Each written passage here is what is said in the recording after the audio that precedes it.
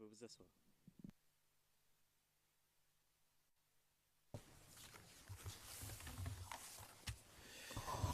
Good afternoon, Mr. Witness. Good afternoon. Le président, rebonjour, monsieur le témoin. Je vais rendre une décision brève sur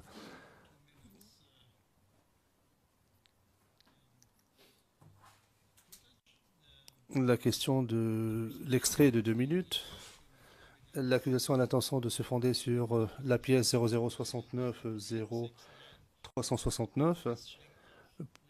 dans le cadre de l'interrogatoire du témoin 525. En mars 2016, la défense de M. Gbagbo a soulevé une objection et l'accusation a précisé qu'il s'agissait d'un extrait vidéo pris d'un bulletin de du journal télévisé de la RTI du 12 mars et que cette pièce avait été effectivement communiquée en application de la règle 77 le 19 juin.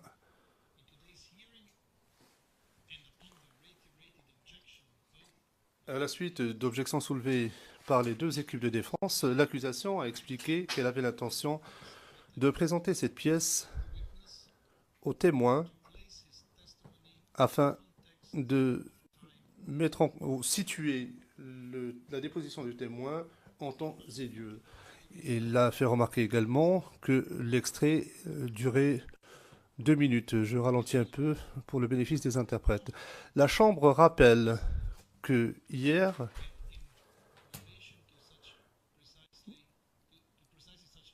s'agissant de pièces de ce genre, a ordonné aux parties de traiter ce genre de questions inter partes et de tenter de parvenir à un accord.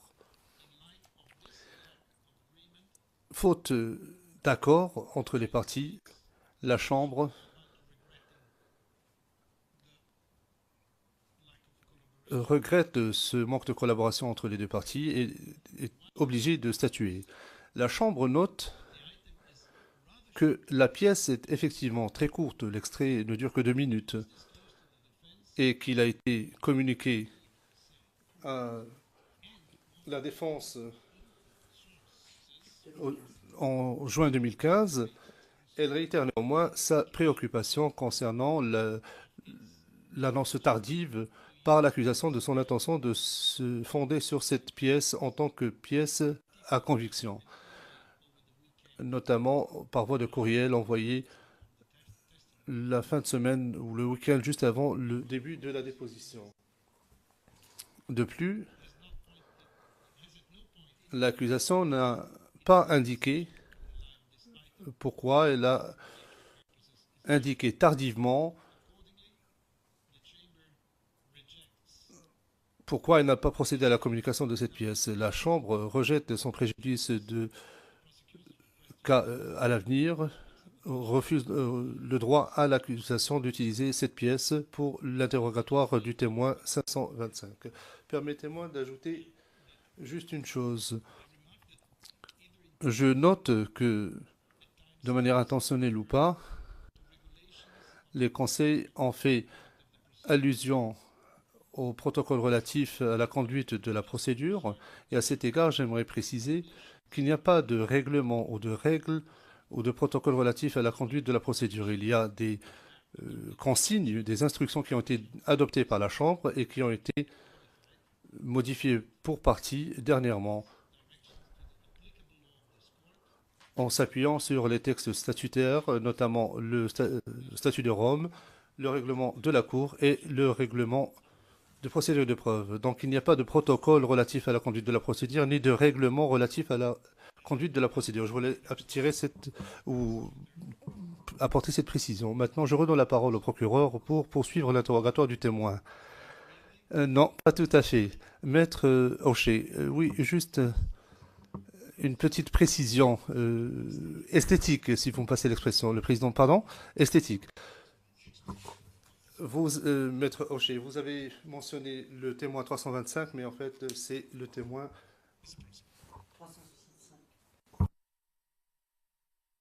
365. Voilà, je voulais juste apporter cette précision. Au 625, ce qu'on l'interprète. Le président veuillez poursuivre, Monsieur MacDonald. Merci, Monsieur le Président. Monsieur le témoin.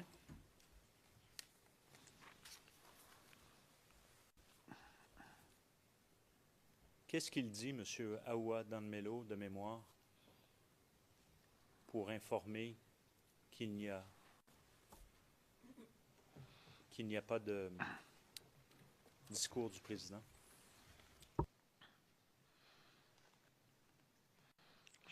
Je pense, je ne me souviens pas très bien, mais je pense qu'il est venu dire que le président ne va pas faire son discours, que les gens n'ont qu'à aller à leur travail. Je crois bien qu'il ne va pas parler et que tout va bien, que les gens continuent à aller à leurs occupations. Je crois bien.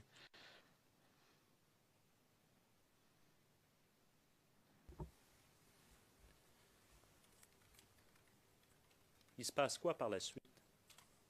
Comment réagit donc le gouvernement Gbagbo en place à ce moment-là, suite à l'annonce de l'Union africaine? Le président Gbagbo ne s'adresse pas à la nation. Il se passe quoi par la suite? À mon connaissance, je pense que les gens vont à leur activité, les gens vont à leur travail, mais ça faisait trop de bruit par rapport à la décision de l'Union africaine dans la ville d'Abidjan, le rumeur que c'était pas bon, tout ça, que l'intervention de l'Union africaine n'était pas bien pour la Côte d'Ivoire. C'est ce que tout le monde disait.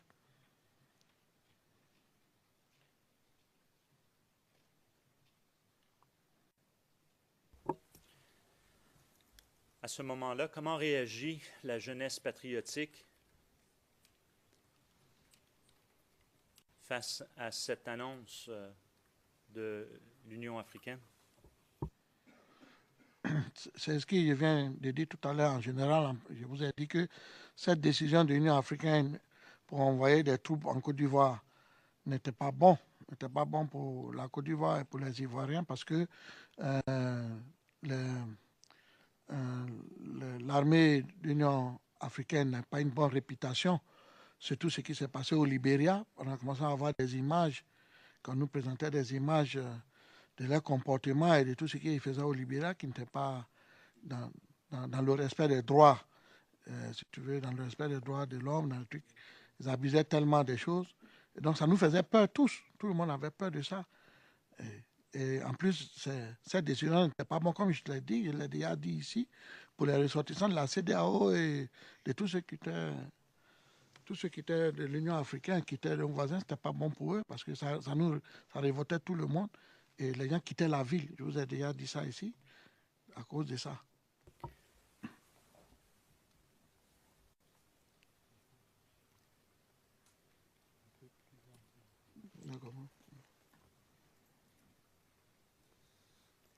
Est-ce qu'il y a eu des appels de la part de M. Blé-Goudet à ce moment-là, dans cette même période-là du 11, 12, 13, 14 mars?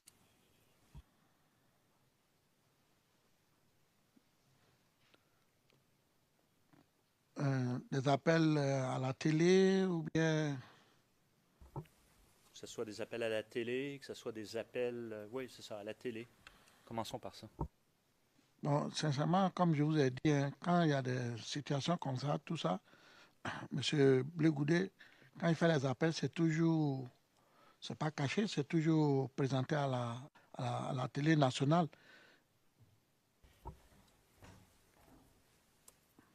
Comment va à votre connaissance, le moral des FDS à ce moment-là? Comment est-il?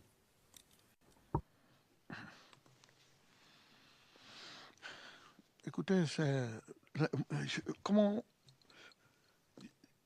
Ça, là, je ne peux pas répondre à ça parce que je ne peux pas savoir quelle était leur moralité à eux-mêmes. Mais vous savez, ça je le dis en mon analyse moi-même et personnelle. Un pays, on vous dit qu'une armée étrangère va venir vous attaquer. Quelle est la moralité à ce moment de ces militaires ou les FDS? Moi, je ne sais pas, mettez-vous à leur place. Je ne sais pas, sincèrement, je ne peux pas répondre à leur place puisque je n'étais pas un FDS. Est-ce qu'il y a eu des appels à l'enrôlement au sein des FDS durant cette période? Oui.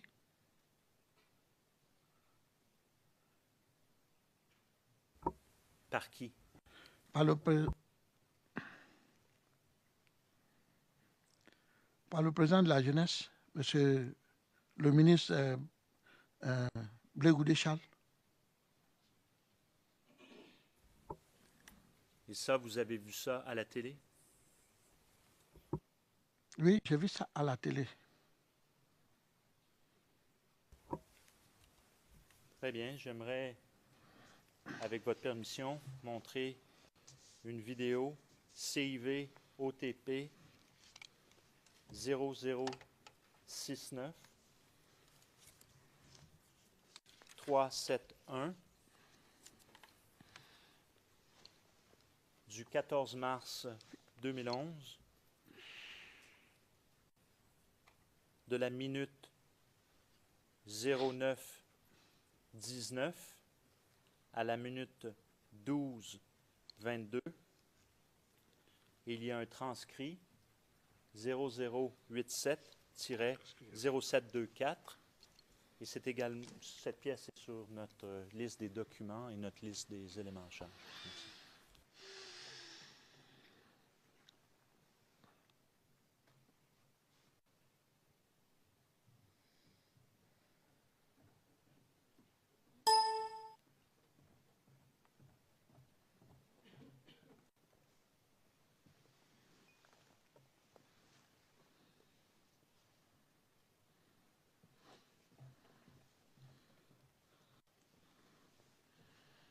Les Ivoiriens attendaient la décision du panel et du Conseil de paix et de sécurité de l'Union africaine.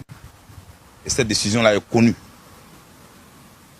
Et comme vous pouvez le deviner, il n'y a rien de nouveau sous les tropiques. L'Union africaine demande simplement à M. Ouattara de venir se faire investir par le Conseil constitutionnel. Lequel Conseil constitutionnel a déjà investi le président Laurent Gbagbo. Ce qui y a simplement de nouveau, c'est que finalement, le Conseil de paix et de sécurité reconnaît la valeur juridique du Conseil constitutionnel. Depuis cette annonce, la Côte d'Ivoire a commencé à être envahie par des rumeurs folles. Et c'est la psychose partout. Nous sommes ici pour rassurer les Ivoiriens. De ce que, de 2002 jusqu'au moment où nous vous parlons, aucune résolution d'aucune organisation internationale n'a jamais été favorable au régime de Gbagbo Laurent. C'est le peuple de Côte d'Ivoire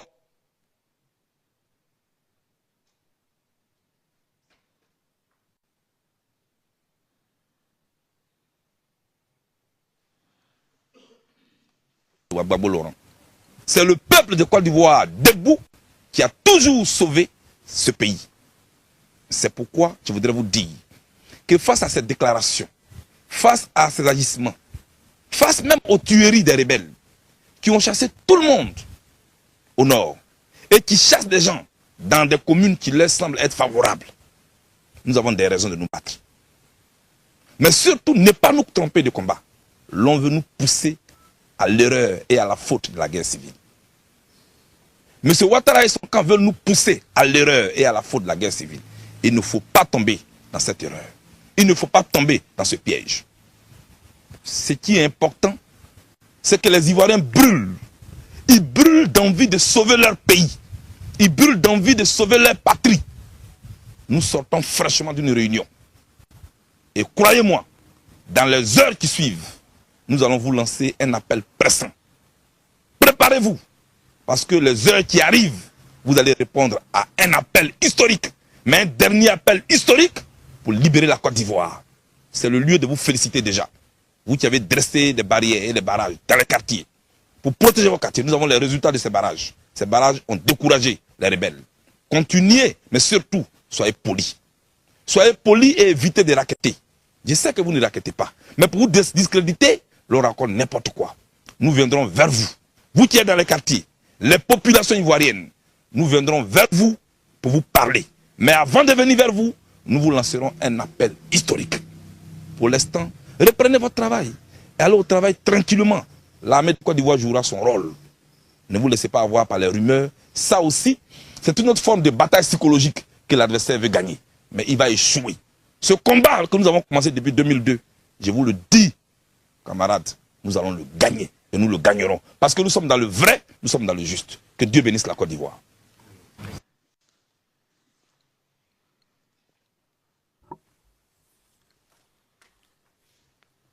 Est-ce que vous vous rappelez de ce message de M. Blégoudet? Oui, je l'ai vu à la télé, ça me rappelle.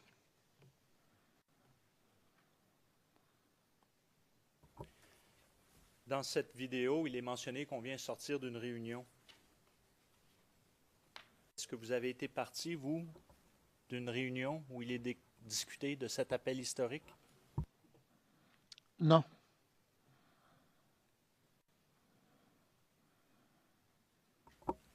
Suite à ce message, il se passe quoi dans les jours qui suivent? Est-ce qu'il y a eu effectivement mise en place d'un appel historique?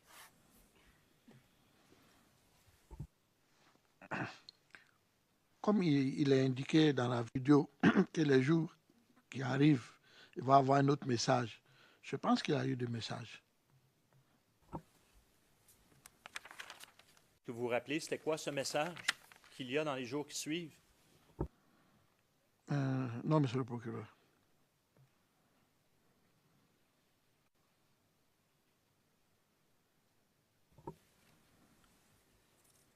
Est-ce qu'il y a eu aussi, à la même période,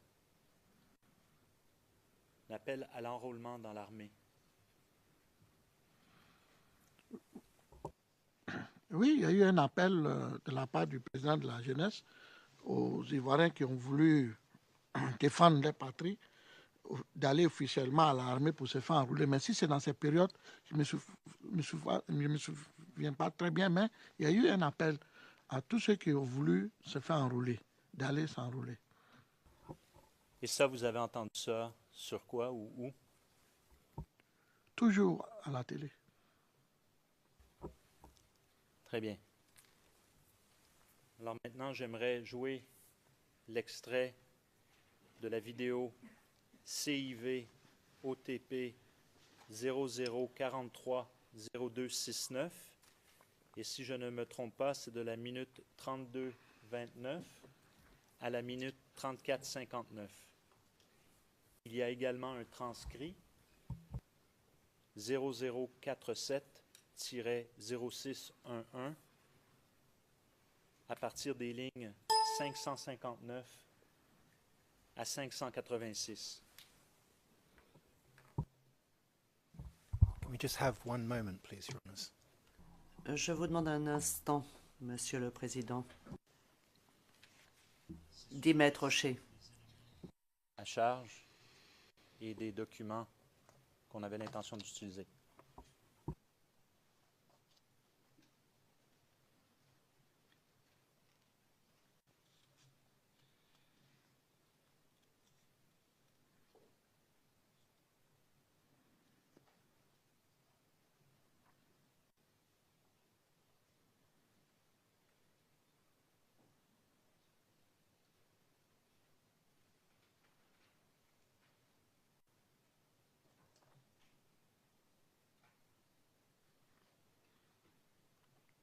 Yes, I'm sorry, no objection.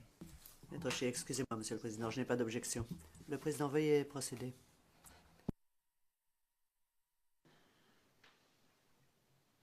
Charles Blégoudet. Après 11 ans de pratique, Charles Blégoudet vient d'annoncer la fin de la résistance aux mains nues devant des milliers de jeunes patriotes acquis à la cause nationale. Les derniers événements et l'observation sur le théâtre des opérations montrent clairement que les crimes perpétrés contre les Ivoiriens ont pour auteur des ressortissants de certains pays de la CEDEAO à l'activisme nocif. Par instinct de survie donc, la Côte d'Ivoire est poussée à la légitime défense. Mais pour Charles Blégoudet, les choses doivent toujours se faire dans un cadre légal. Aussi a-t-il appelé les jeunes patriotes sous le drapeau pour défendre leur patrie.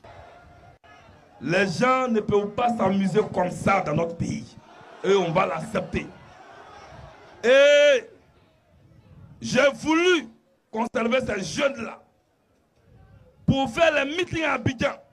Mais hélas, vous m'obligez. Vous m'obligez à partir d'aujourd'hui de prendre une autre ligne.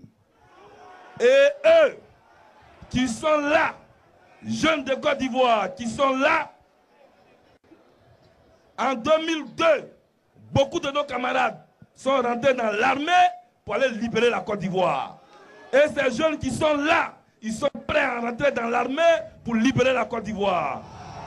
C'est pourquoi, devant la presse nationale et devant la presse internationale, je demande à tous les jeunes de Côte d'Ivoire, le lundi dès 7 h, de se rendre à l'état-major pour se faire enrôler, pour rentrer dans l'armée de Côte d'Ivoire.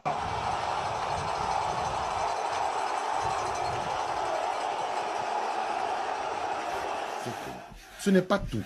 Dès maintenant, les actions parallèles vont se multiplier. D'autant plus que pour les jeunes patriotes, l'opération des Nations Unies en Côte d'Ivoire est considérée comme la principale force belligérante. Le belliqueux Amadou Touré et l'intrigant Waïdje Choi, après avoir échoué dans leur mission, tiennent à créer une guerre civile en Côte d'Ivoire. Seulement, ils risquent d'être pris dans la croisée des feux. Quant aux jeunes patriotes, ils ont marché ensemble après le meeting. Aucun incident n'a été signalé malgré la forte mobilisation. Dieu ne laisse jamais tomber son peuple.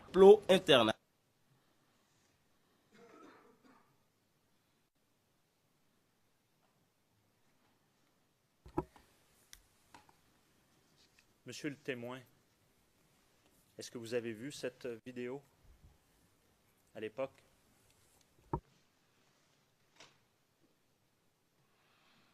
Oui, je l'ai bien vu. C'est celle que vous avez vue sur la RTI? Oui. C'est l'appel à l'enrôlement dont le message de M. Bligoudé que vous mentionniez? Oui, monsieur le procureur, c'est bien ça. Ce meeting a eu lieu à quel endroit? J'ai essayé de regarder, mais peut-être c'est à Yopougon. J'ai essayé de regarder, peut-être c'est à Yopougon. Mais je n'ai pas fait attention.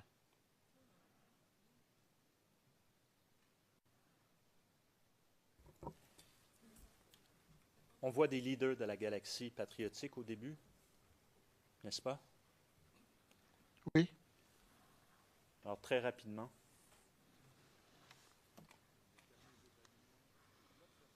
nous allons revenir et faire un arrêt sur ces derniers.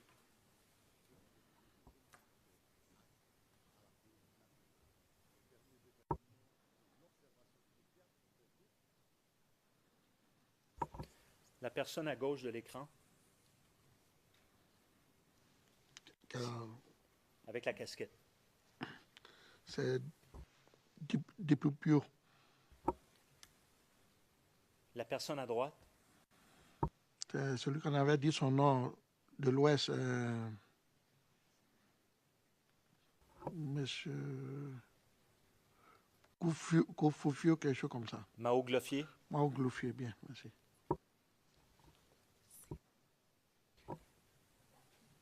Pour l'enregistrement, le minutage est 32 45 11.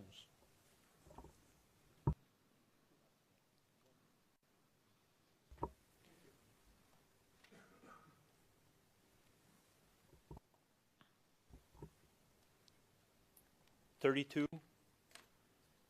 45 46). 32, 45, 11. Et maintenant, nous avons fait un arrêt sur image à 39, 46, 19. C'est Richard Dakouri. À droite, avec les cheveux longs. Serge Kassi.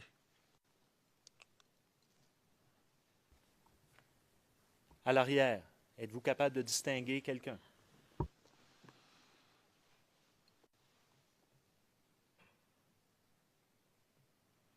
Non, monsieur le procureur.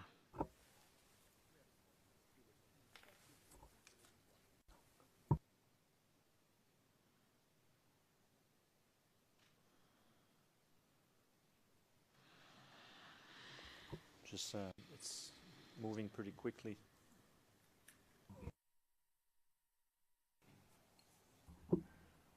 Les images avancent assez vite. Là. Dans cette même période là du 11, 12, 13, 14 mars.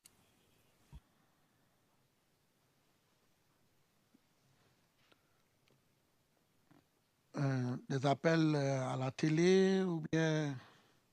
Que ce soit des appels à la télé, que ce soit des appels... oui, c'est ça, à la télé.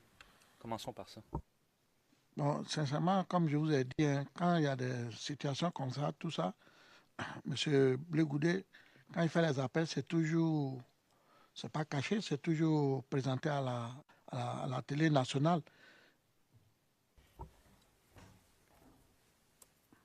Comment va à votre connaissance, le moral des FDS à ce moment-là? Comment est-il?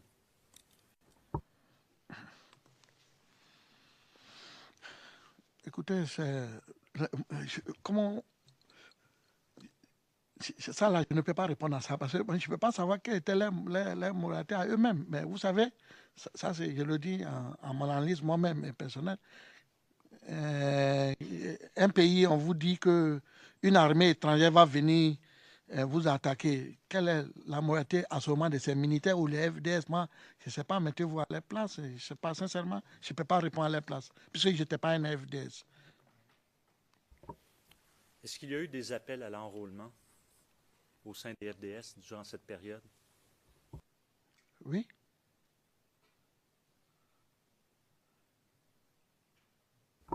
Par qui? Par le président de la jeunesse, monsieur le ministre Blé Goudé Charles. Et ça, vous avez vu ça à la télé?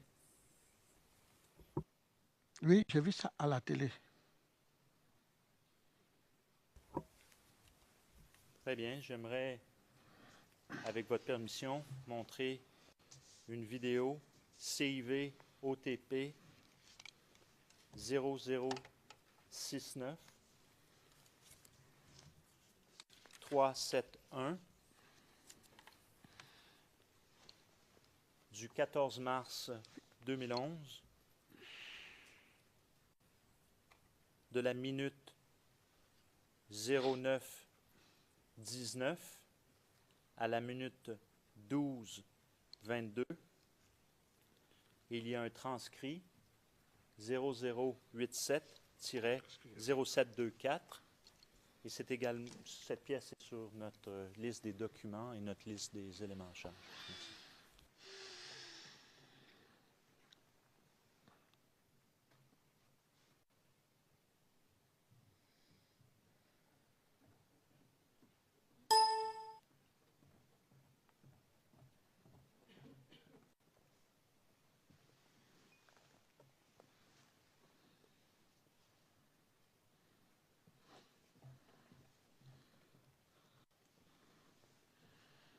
Les Ivoiriens attendaient la décision du panel et du Conseil de paix et de sécurité de l'Union africaine.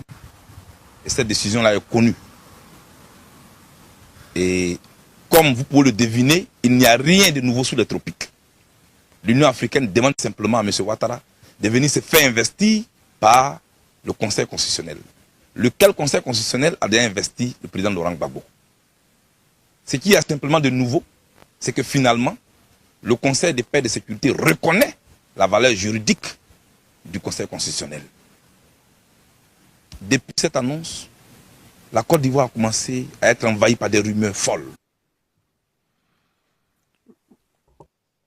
Oui, il y a eu un appel de la part du président de la jeunesse aux Ivoiriens qui ont voulu défendre leur patrie, d'aller officiellement à l'armée pour se faire enrôler. Mais si c'est dans cette période, je ne me souviens pas très bien, mais il y a eu un appel à tous ceux qui ont voulu se faire enrôler, d'aller s'enrôler. Et ça, vous avez entendu ça sur quoi ou où? Toujours à la télé. Très bien. Alors maintenant, j'aimerais jouer l'extrait de la vidéo CIV OTP 00430269. Et si je ne me trompe pas, c'est de la minute 32:29 à la minute 34:59. Il y a également un transcrit 0047-0611 à partir des lignes 559 à 586. Can we just have one moment, please, Your Honours? Je vous demande un instant, Monsieur le Président. 10 mètres Rocher. À charge et des documents qu'on avait l'intention d'utiliser.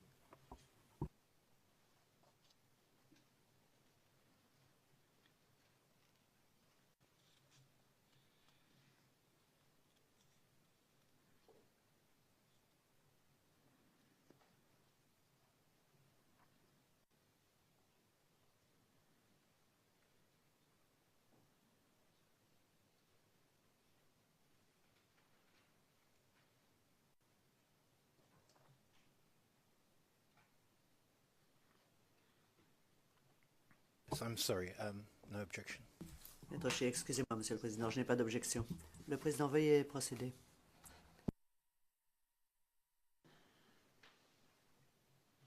Charles Blé Goudé. Après 11 ans de pratique, Charles Blé Goudé vient d'annoncer la fin de la résistance aux mains nues devant des milliers de jeunes patriotes acquis à la cause nationale.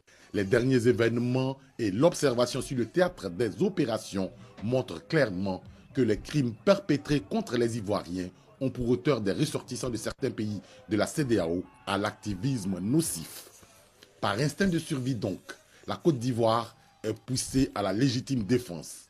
Mais pour Charles Blé Goudé, les choses doivent toujours se faire dans un cadre légal. Aussi a-t-il appelé les jeunes patriotes sous le drapeau pour défendre leur patrie.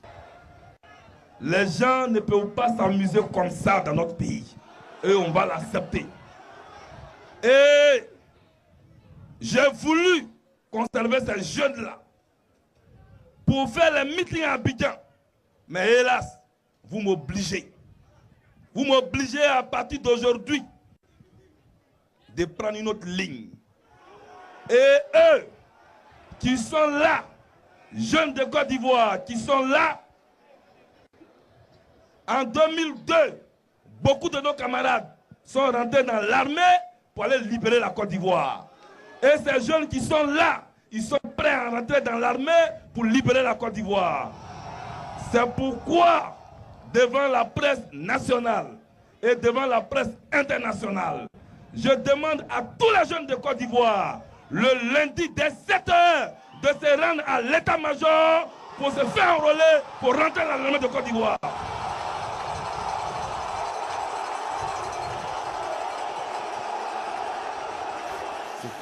Ce n'est pas tout. Dès maintenant, les actions parallèles vont se multiplier. D'autant plus que... Et c'est la psychose partout. Nous sommes ici pour rassurer les Ivoiriens. De ce que, de 2002 jusqu'au moment où nous vous parlons, aucune résolution d'aucune organisation internationale n'a jamais été favorable au régime de Gbagbo Laurent. C'est le peuple de Côte d'Ivoire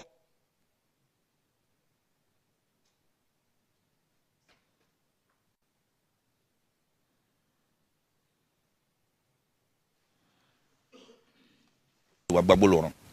C'est le peuple de Côte d'Ivoire debout qui a toujours sauvé ce pays. C'est pourquoi je voudrais vous dire que face à cette déclaration, face à ces agissements, face même aux tueries des rebelles qui ont chassé tout le monde au nord et qui chassent des gens dans des communes qui leur semblent être favorables, nous avons des raisons de nous battre. Mais surtout, ne pas nous tromper de combat. L'on veut nous pousser à l'erreur et à la faute de la guerre civile. M. Ouattara et son camp veulent nous pousser à l'erreur et à la faute de la guerre civile. Il ne faut pas tomber dans cette erreur. Il ne faut pas tomber dans ce piège. Ce qui est important, c'est que les Ivoiriens brûlent. Ils brûlent d'envie de sauver leur pays. Ils brûlent d'envie de sauver leur patrie. nous sortons fraîchement d'une réunion. Et croyez-moi, dans les heures qui suivent, nous allons vous lancer un appel pressant. Préparez-vous, parce que les heures qui arrivent, vous allez répondre à un appel historique, mais un dernier appel historique pour libérer la Côte d'Ivoire. C'est le lieu de vous féliciter déjà. Vous qui avez dressé des barrières et des barrages dans les quartiers, pour protéger vos quartiers. Nous avons les résultats de ces barrages. Ces barrages ont découragé les rebelles. Continuez, mais surtout, soyez polis. Soyez polis et évitez de raqueter. Je sais que vous ne raquettez pas, mais pour vous discréditer, l'on raconte n'importe quoi. Nous viendrons vers vous. Vous qui êtes dans les quartiers, les populations ivoiriennes, nous viendrons vers vous pour vous parler. Mais avant de venir vers vous, nous vous lancerons un appel historique. Pour l'instant, reprenez votre travail. Et allez au travail tranquillement. L'armée de Côte d'Ivoire jouera son rôle. Ne vous laissez pas avoir par les rumeurs. Ça aussi, c'est une autre forme de bataille psychologique que l'adversaire veut gagner. Mais il va échouer. Ce combat que nous avons commencé depuis 2002, je vous le dis, camarades, nous allons le gagner. Et nous le gagnerons. Parce que nous sommes dans le vrai, nous sommes dans le juste. Que Dieu bénisse la Côte d'Ivoire.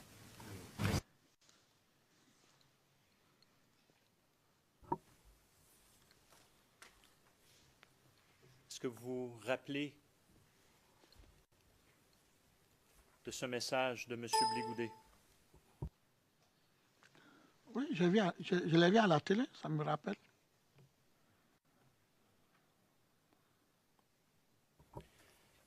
Dans cette vidéo, il est mentionné qu'on vient sortir d'une réunion. Est-ce que vous avez été parti, vous, d'une réunion où il est discuté de cet appel historique? Non.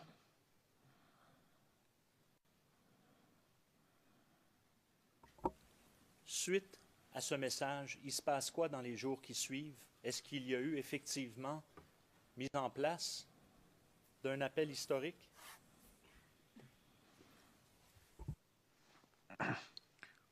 Comme il est indiqué dans la vidéo que les jours qui arrivent, il va y avoir un autre message.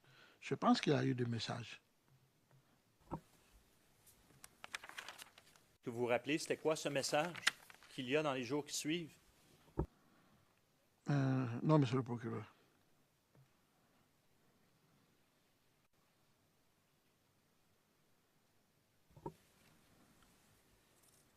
Est-ce qu'il y a eu aussi, à la même période, un appel à l'enrôlement dans l'armée? Vous pouvez vous asseoir.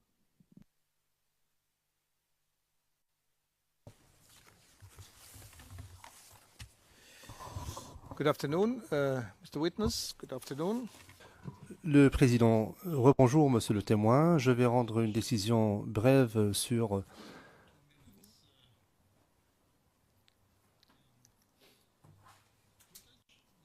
la question de l'extrait de 2 minutes. L'accusation a l'intention de se fonder sur la pièce 0069-0369 dans le cadre de l'interrogatoire du témoin 525. En mars 2016, la défense de M. Gbagbo a soulevé une objection et l'accusation a précisé qu'il s'agissait d'un extrait vidéo pris d'un bulletin de du journal télévisé de la RTI du 12 mars et que cette pièce avait été effectivement communiquée en application de la règle 77 le 19 juin.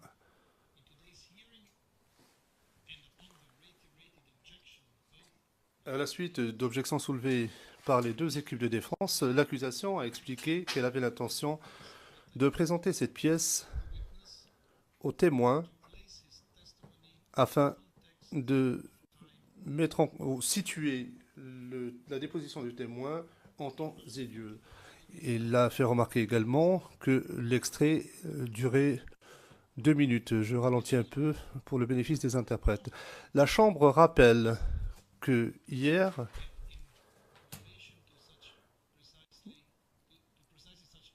s'agissant de pièces de ce genre, a ordonné aux parties de traiter ce genre de questions inter partes et de tenter de parvenir à un accord.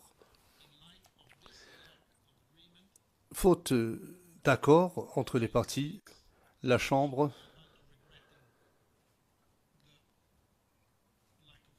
regrette ce manque de collaboration entre les deux parties et est obligée de statuer.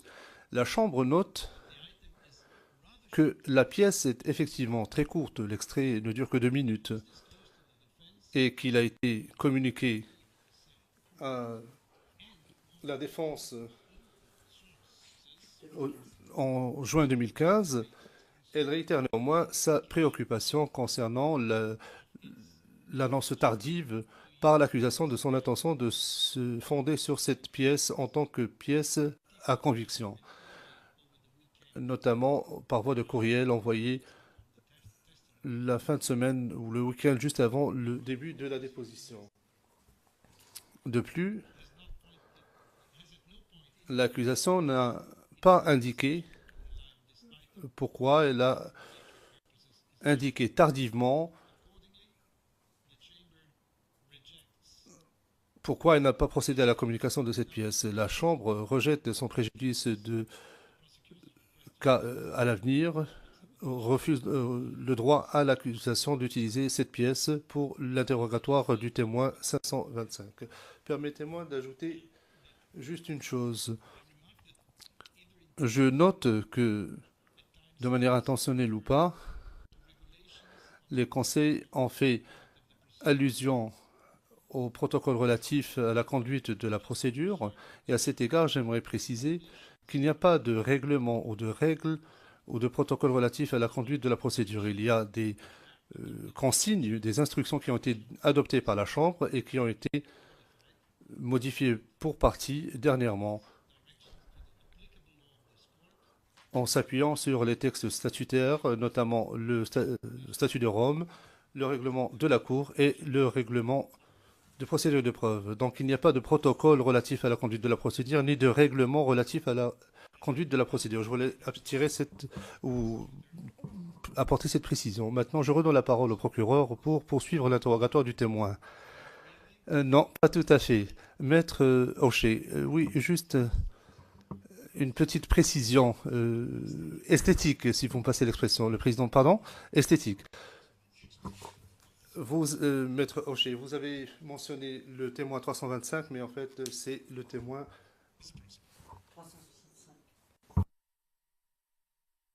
365. Voilà, je voulais juste apporter cette précision. Au 625, ce qu'on l'interprète. Le président veuillez poursuivre, Monsieur MacDonald. Merci, Monsieur le Président. Monsieur le témoin.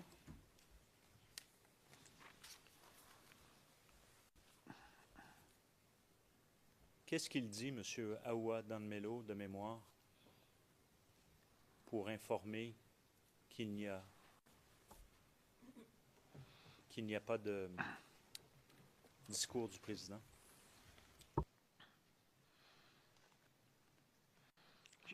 Je pense, je ne me souviens pas très bien, mais je pense qu'il est venu dire que le président ne va pas faire son discours, que les gens n'ont qu'à aller à leur travail. Je crois bien qu'il ne va pas parler et que tout va bien, que les gens continuent à aller à leurs occupations. Je crois bien.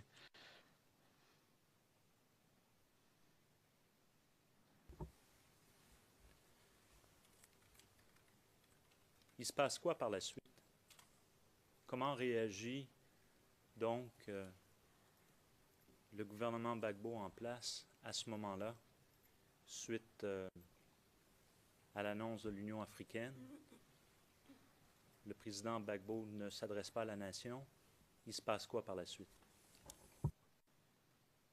À mon connaissance, je pense que les gens vont à leur activité, les gens vont à leur travail, mais ça faisait trop de bruit par rapport à la décision de l'Union africaine dans la ville d'Abidjan, le rumeur que ce n'était pas bon, tout ça, que l'intervention de l'Union africaine n'était pas bien pour la Côte d'Ivoire. C'est ce que tout le monde disait.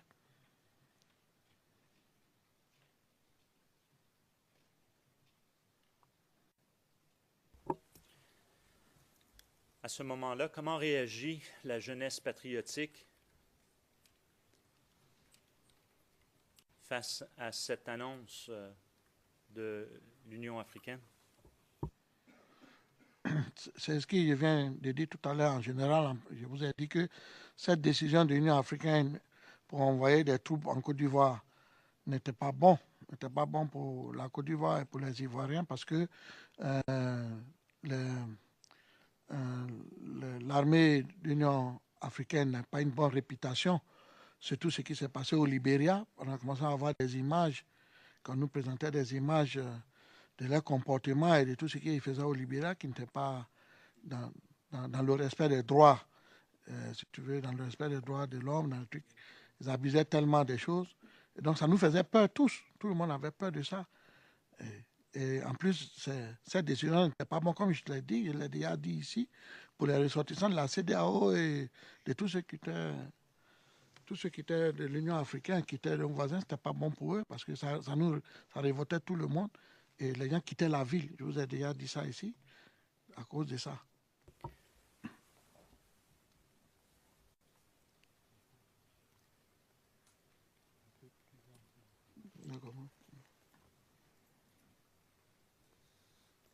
Est-ce qu'il y a eu des appels de la part de M. Blé Goudet à ce moment?